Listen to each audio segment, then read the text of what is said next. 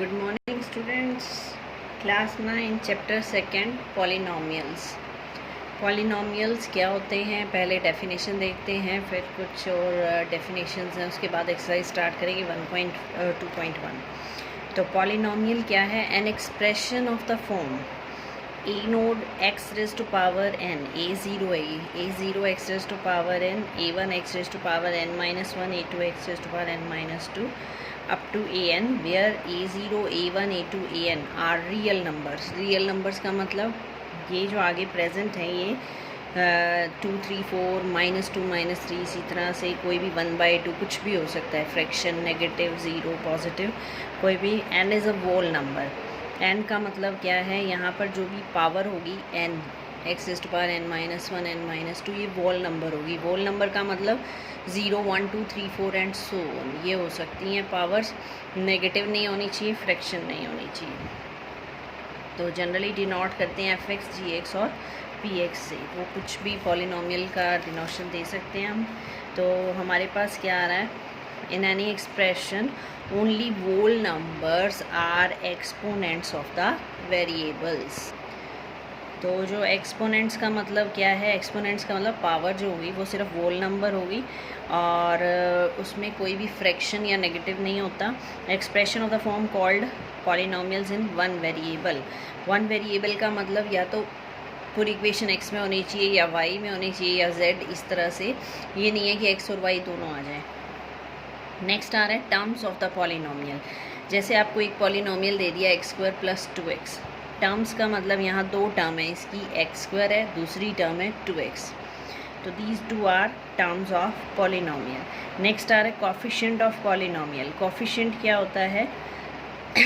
जो भी आपके पास प्रेजेंट है, क्यूबिक या स्क्वायर या कुछ भी x, उसके आगे जो भी कांस्टेंट प्रेजेंट है वो कोफिशिएंट है।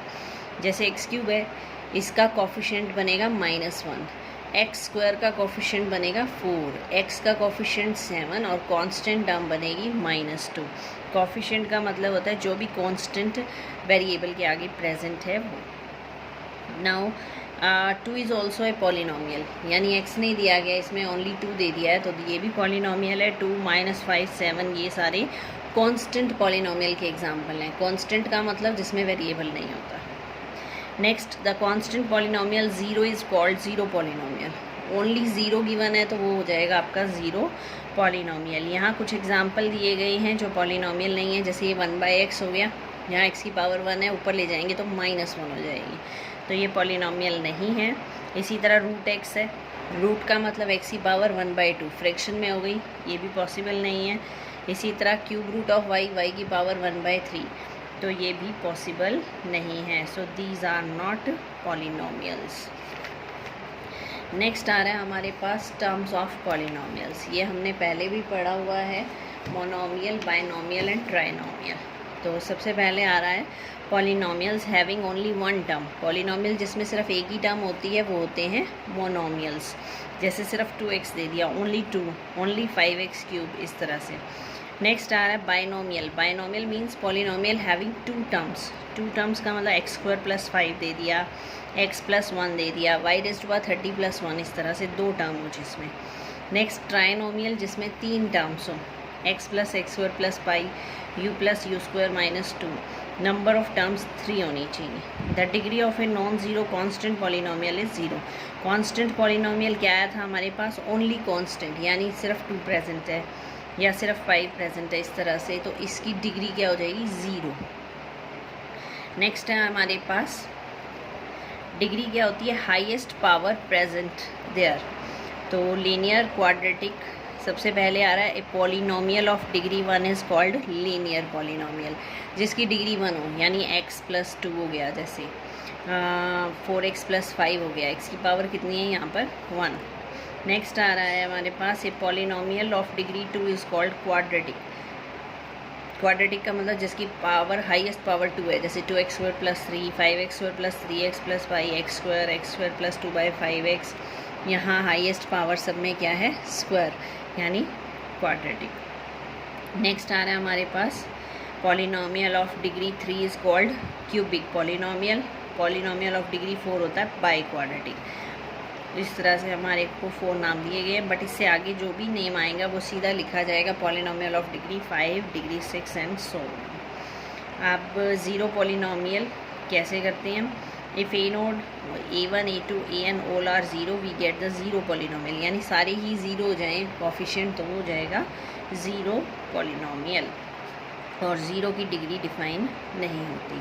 The degree of zero polynomial is not defined. ये पिक्स भेजूंगी इसकी, जो अंडरलाइन है ये ज़रूर एक बार रीड करना। अब आ रही है exercise 2.1, question number first. Which of the following expressions are polynomials in one variable. पहले तो ये चेक करना है कि पॉलिनोमियल है या नहीं, फिर ये चेक करना है आपको वन वेरिएबल में है या नहीं, और रीज़न देने हैं इसके। पॉलिनोमियल का मतलब जो डिग्री है यानी जो पावर है वो कैसी होनी चाहिए? वोल नंबर होनी चाहिए। Power must be a whole number. और वन वेरिएबल का मतलब only X Y Z and so, एक एक सिंगल वेरिएबल में होनी चाहिए। तो फर्स्ट क्वेश्चन आ रहा है हमारे पास, first part, 4x² minus 3x plus 7। Yes it is a polynomial with one variable. ये पॉलिनोमियल है क्योंकि यहाँ पर पावर कोई फ्रैक्शन में नहीं है, नेगेटिव नहीं है। वन वेरिएबल का मतलब only x is present there, तो सिर्फ x है, इसलिए ये वन वेरिएबल है। सेकेंड पार्ट है y² plus √2। It is also a polynomial with one variable. यहाँ पर कोई डिग्री फ्रैक्शन में नहीं है। 2 कांस्टेंट है, कांस्टेंट की पावर कुछ भी हो सकती है, वेरिएबल की पावर वोल नंबर होनी चाहिए। तो नेक्स्ट आ रहा है 3√t√2।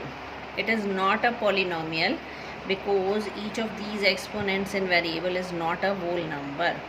जो एक्सपोनेंट का मतलब क्या होता है? हमारे पास जो पावर है या डिग्री कह सकते हैं आप, इसकी जो डिग्री है वो वोल नंबर नहीं है। कैसे नहीं है? जो 3√t है इसको लिख सकते हैं 3t⁻² 1/2।